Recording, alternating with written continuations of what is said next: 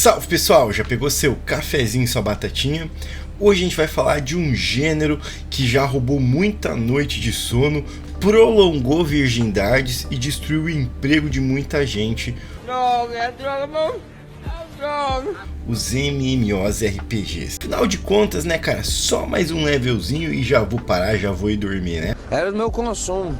Espera aí, tudo aquilo que tá dentro do carro pro teu consumo? É, pro resto da vida, né? Certo. O resto da vida. Ué, porque... E você sabe qual que é hoje, em 2025, o MMORPG mais jogado do mundo? Eu imagino que você suspeite. E do Brasil, cara, você tem ideia qual é o MMORPG mais jogado no Brasil? Talvez a resposta vai te surpreender um pouquinho. Infelizmente, galera, a gente não tem como saber oficialmente esses dados, porque não são todas as empresas que divulgam o número de jogador. Mas existem estratégias que a gente pode fazer indiretamente. Essa estratégia, ela tem suas falhas, mas dá pra gente um parâmetro. Eu usei para fazer esse vídeo o Google Trends, que dá uma noção do quanto determinado assunto é pesquisado ali pelas ferramentas do Google.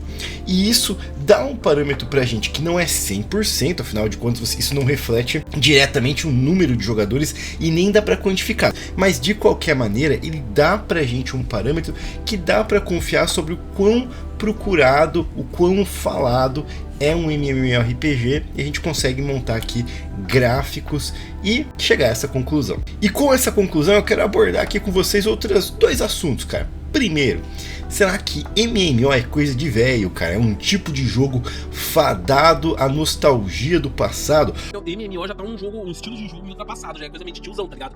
Por que MMOs novos têm tanta dificuldade de se firmar e os antigos eles ainda são tão fortes? Vamos conversar sobre tudo isso, cara, mas antes não se esquece, deixa like no vídeo, comenta, se inscreve no canal, que isso me ajuda demais.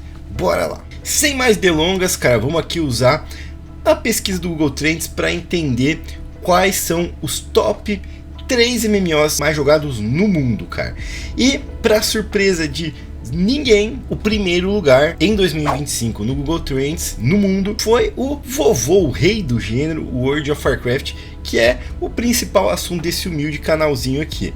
Mesmo 20 anos depois, ainda é tipo aquele tiozão, cara, que chega no churrasco com a camisa da seleção lá de 2012, falando como era bom os tempos do Ronaldinho Gaúcho, do Fenômeno e do Rivaldo. Todo mundo zoa, mas respeita, e de fato o WoW ele continua com a sua majestade ali. É o MMORPG no mundo mais procurado. É verdade, também quando a gente fala de WoW, ele é segregado em clássico, o retail. Você pode citar modalidades extras como, por exemplo, Seasons of Discovery, que é tipo um clássico mais, diríamos assim. Enfim, existem modalidades, mas aqui eu estou englobando tudo em um só, porque tudo é o World of Warcraft. O segundo lugar é um fenômeno de 2025 e talvez não se refletiria ano passado, por exemplo, mas hoje é o RuneScape Old School, um jogo antigaço que marca muito a nostalgia e que ressurgiu como um fenômeno, roubando inclusive muito jogador do WoW clássico, porque ele traz essa perspectiva de um MMORPG mais raiz, mais do passado, menos de temporada, de season, como é o World of Warcraft Retail hoje, e que eu acho que foi uma estratégia que eles usaram para sobreviver, que funcionou inclusive, mas ele vai numa outra pegada, competindo principalmente com o WoW clássico e mostrando como a galera que joga RPG, MMORPG hoje em dia, ainda valoriza e sente falta daqueles aspectos mais antigos, daquele RPG que leva mais tempo, com mais questões sociais. O comércio no RuneScape Old School é uma coisa fabulosa e é um jogo mais global, que não depende de temporada. E o terceiro lugar é um candidato que já foi o primeiro, chegou a superar o World of Warcraft, principalmente nas épocas mais obscuras do World of Warcraft, Shadowlands, e quando ele estava no seu auge, também nas melhores expansões, que é o Final Fantasy XIV, e que se destaca por ter uma narrativa e uma história extremamente complexa e bem feita, que é o diferencial dele. Muitos falam que é como se você jogasse realmente um Final Fantasy, qualquer Final Fantasy você vai pegar, com uma experiência multiplayer, ou seja, você joga ali um jogo que por si só já é muito bom e excelente, e o MMO, o aspecto MMO é um a mais ali que te entrega, e isso foi realmente um diferencial.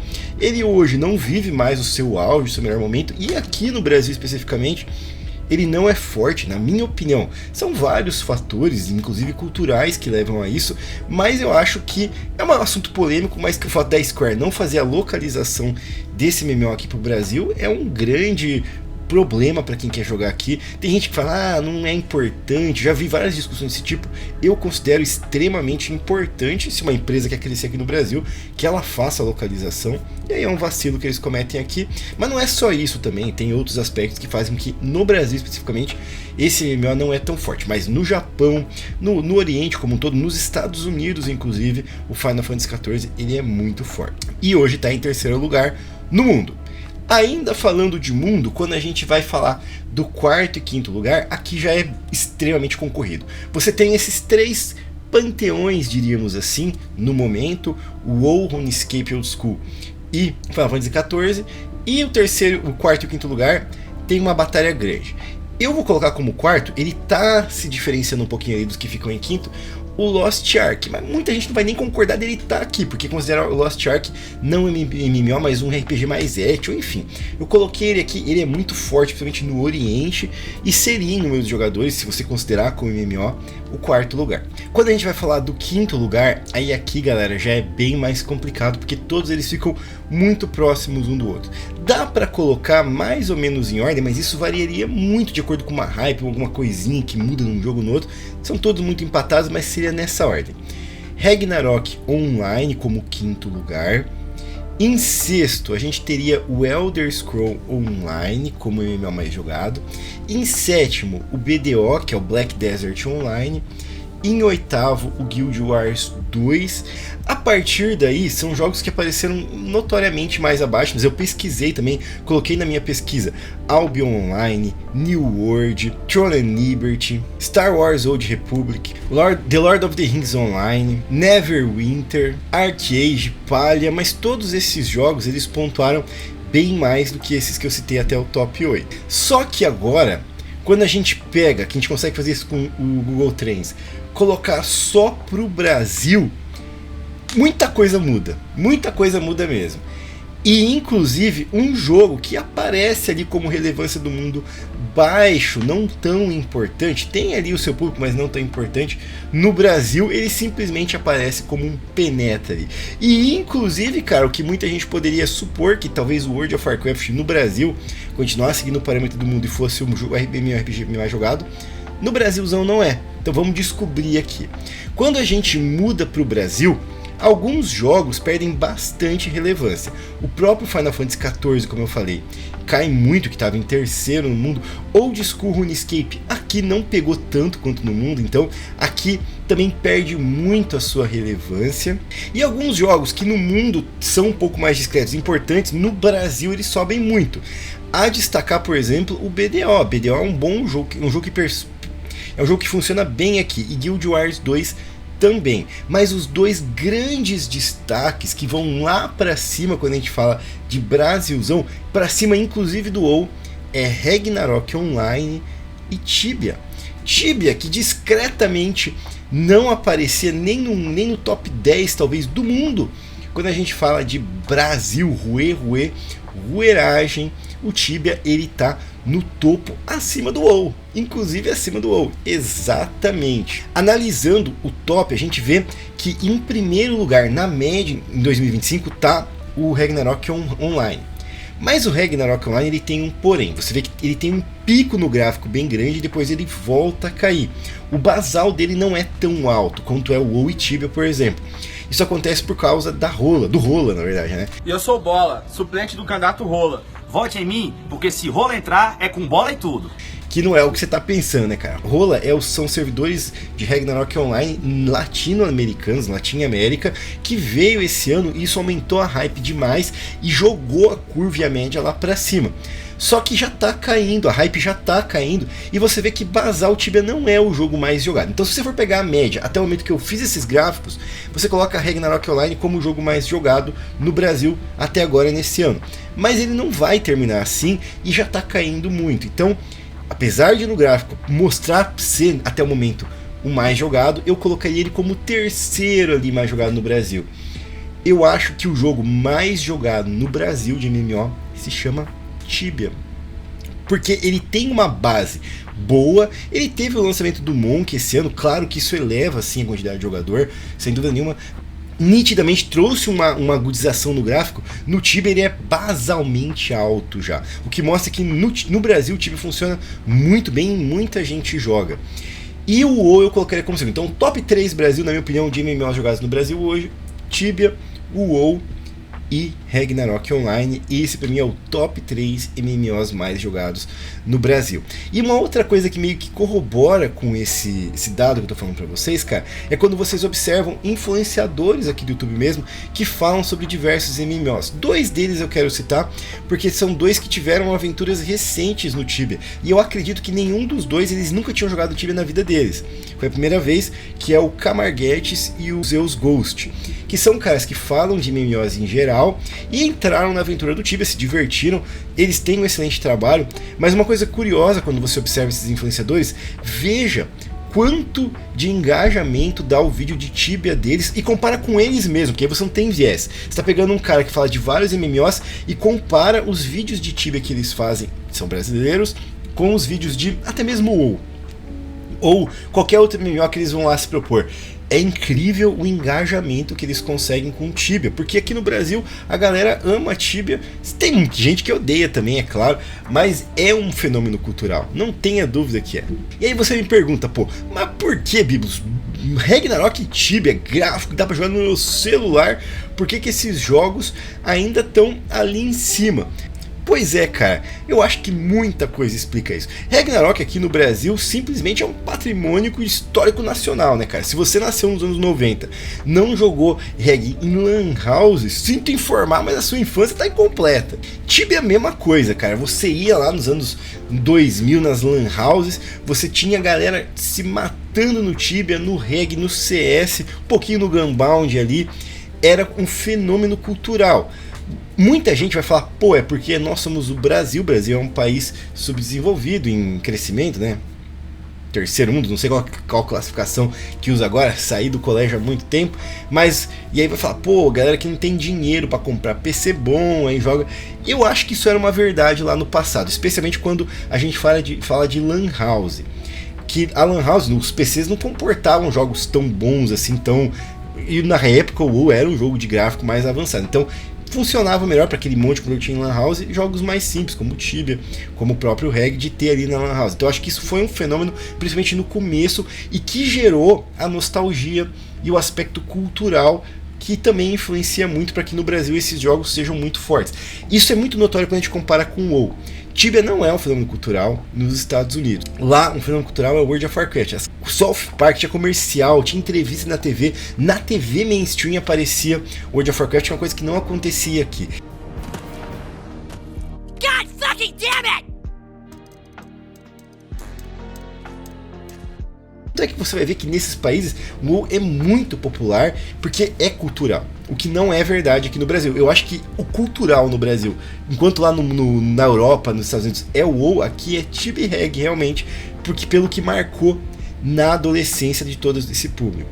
E aí eu acho que também entra outra questão dos MMOs, que é o seguinte: MMORPG é um gênero que muita gente fala que está em decadência com como o mundo hoje funciona. Um mundo de TikTok, de reels no Instagram, de shorts, que você ter uma dedicação muito intensa a um MMO é uma coisa que às vezes é muito inviável para a maioria das pessoas. E as pessoas que jogavam MMOs naquela época, hoje trabalham, têm filhos, então o MMO se torna um gênero que muita gente diz sem popular. Inclusive, um dos MMOs que são mais sucesso aqui no Brasil, que é o Tibia, é muito marcante por isso, cara. Tibia marcou uma geração com um sofrimento que era você morrer e perder level, perder equipamento, tempo. Era um jogo que te dava sofrimento, mas que tinha uma questão de interação social e de desenvolvimento de personagem muito grande. E é isso que marca o MMO. Diferente de um MOBA, de um Battle Royale, que você vai lá, entra na partida, joga, perde ou ganha e vai para a próxima. No MMO você tem um carinho por um personagem, você coloca você mesmo no seu personagem que você cria lá. Então você tem uma progressão, você equipa ele, pega level, a derrota pode levar você a perdas, por exemplo, quando a gente pega o Tibia como exemplo, mas perda de tempo, perda de equipamento, de dinheiro, alguma coisa pode te levar. e você joga aquilo que o jogo tem a oferecer ao mesmo tempo que você progride nele. Então é uma experiência muito mais lenta do que seria um jogo MOBA hoje em dia. Tem um jogo que surgiu agora, que não é MMO, que é o Fellowship. Inclusive eles estão tentando criar um novo gênero que é o MODA, que é um tipo de gênero em que você faz masmorras, dungeons online, que é como se fosse pegar a mítica mais do WoW e fazer num MOBA, num MODA, que você pega um herói, vai lá, sem precisar você ter que criar um personagem, adequar ele, colocar equipamento. Então você vê nisso, independente se você gosta da modalidade ou não, até a indústria se toca disso e tenta trazer aquilo que os MMOs trazem de melhor e que gera uma boa experiência. Mítica Mais no WoW é um sucesso, e tentam adequar isso para um jogador para fazer de uma maneira mais rápida, num tempo mais rápido, criando novos gêneros com isso. Essa é uma questão importante para entender isso, porque a gente percebe que os MMOs do passado eles estão funcionando melhor no mundo, seja no mundo com WoW, Old School RuneScape e Final Fantasy XIV, que já é um MMO antigo, quanto no Brasil, Tibia, Hag e WoW, os MMOs antigos funcionam melhor. Porque aí tem um outro aspecto. Como eu falei pra vocês, no MMO você desenvolve um personagem como se ele fosse você, e como se aquilo fosse sua comunidade. E isso gera um público fiel. Então, por um lado, se exige tempo, e se você limita o seu público a uma bolha, por você ter que se esforçar tanto, por outro lado, é muito difícil você largar o MMO quando você se acostuma com ele, e até mesmo trocar por outro. E trocar por outro criando um vínculo, como uma boa parte da comunidade já criou com Tibia, já criou com WoW, já criou com Ragnarok Online. Aquilo se torna a sua casa. E torna muito difícil para um novo jogo nesse gênero conseguir convencer as pessoas que já estão acostumadas com aquele lar, com aquela progressão, e já tem toda uma história naquele jogo, a largar ela. Quem conseguiu isso muito bem foi o Final Fantasy XIV, mas porque ele ofereceu algo novo. Ele primeiro pegou uma franquia muito amada, que é Final Fantasy, e ofereceu uma experiência de uma história densa e complexa que nenhum outro MMO na época oferecia daquela maneira. E esse é o problema, porque surgem MMOs que tentam simplesmente copiar os que já existem, tentando melhorar alguma coisa ou outra e oferecer uma nova comunidade, mas você não vai conseguir convencer uma comunidade que já está há anos investindo em um MMO específico a largar aquele investimento por algo semelhante. É Fitarisland, né, cara? Eu fiz um vídeo contra isso aí, eu fiz um monte de crítica, porque obviamente era uma cópia descarada, um jogo sem alma, e que mostrou o que é. E muitos dos MMOs que aparecem, eles não mostram esse diferencial e tendem a ir pro limbo, pro esquecimento. Porque se você quer conseguir convencer pessoas que já estão aderidas a uma comunidade, você precisa oferecer algo melhor, precisa oferecer mais. E eu falo isso porque, assim, os MMOs que são raiz, Tibia, WoW, Hag, Final Fantasy XIV, todos passam por momentos de extremas críticas. Eu que sou um WoWzeiro, faço vídeo de WoW aqui no meu canal, porra, tivemos Shadowlands, BFA, repleto de crises, mas mesmo assim, mesmo com todas as cagadas, o jogo não morre, porque, primeiro, a empresa ela se toca, né? Isso também tem questão financeira envolvida, e melhora, como melhorou no World of Warcraft, e porque existe o aspecto da nostalgia e daquele fervor por jogar. Então a conclusão que eu tiro disso é isso, cara. MMORPG é um gênero muito peculiar, é um gênero que te coloca a viver uma realidade paralela e se importar com aquilo que está ali.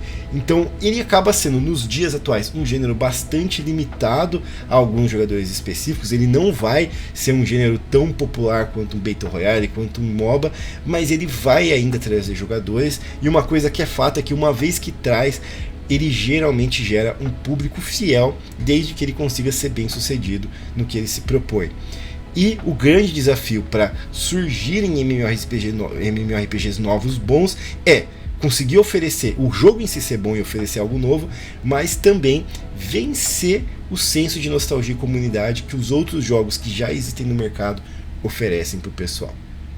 E eu quero dizer uma coisa, cara, não é só nostalgia, tá? Por exemplo, os Zeus Ghost, que eu falei aqui, o Camarguete, eles foram jogar Tibia, e os caras se apaixonaram por Tibia, eles nunca tinham jogado, não tinha nostalgia nenhuma ali. É porque, assim, esses jogos, eles geraram uma nostalgia, e aí valeu pra WoW, Final Fantasy, porque eles foram muito bons em um momento. E continuam sendo. Tibia, cara, eu sou apaixonado por Tibia. Eu sou apaixonado por Tibia. Tem 40 milhões de qualidades e oferece muita coisa que nenhum MMORPG até hoje conseguiu oferecer. Aquele gráficozinho podre de Super Nintendo gerou sentimento e sensação de comunidade que é difícil do jogo fornecer. Vai por mim se você não conhece Tibia. Tem problemas? Tem dominância, tem uma palmurcheza de uns brocha lá que gosta de mandar nos outros, gosta de ficar incomodando. Infelizmente tem. É um jogo que poder importa muito. E até por isso, cara, eu vou fazer até uma crítica social. Talvez seja meio que por isso que Tibia é tão famoso no Brasil, tão sucesso no Brasil, que algumas pessoas gostam de ter status e mandar nos outros ali dentro. Talvez? Será? Será que eu tô exagerando? Enfim, fica essa reflexão. Mas, cara, todos esses jogos que geraram nostalgia porque eles são bons. Por mais que as empresas caguem muito depois, na continuidade deles, são bons. E por maior crítica que eu posso ter a Blizzard, a Cipsoft, a qualquer empresa que desenvolve jogos, a Square ali do Final Fantasy, uma coisa é fato, eles conseguem manter até hoje a majestade desses jogos. Então, por mais que eles façam cagada, esses jogos continuam firme e forte. Muito também porque a comunidade é apaixonada, né, cara? Isso mostra o nosso poder. E é isso, galera. Essa foi uma análise que eu fiz sobre os MMOs. Se você gostou desse vídeo, deixa like, comenta para que eu possa fazer mais vídeos como esse. Tamo junto sempre, até uma próxima.